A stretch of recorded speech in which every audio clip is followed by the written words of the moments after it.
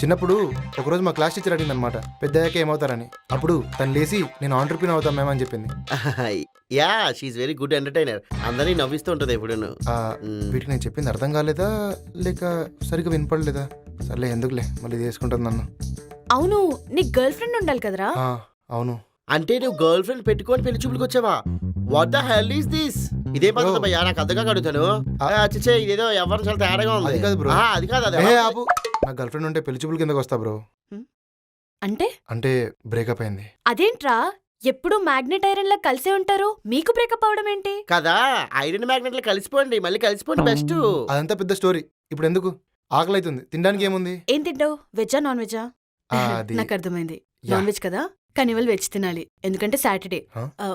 బబ్లు అది కొంచెం ఆర్డర్ కదా, పెట్టేస్తాను. కాదు, నువ్వు వెళ్ళి తీసుకొస్తే నేను కుక్ చేస్తాను. నీ కుకింగ్ చేయవచ్చా? తను వంట చాలా బాగా వండుతుంది బ్రో, వండితే వదలకుండా తింటావు. ఓ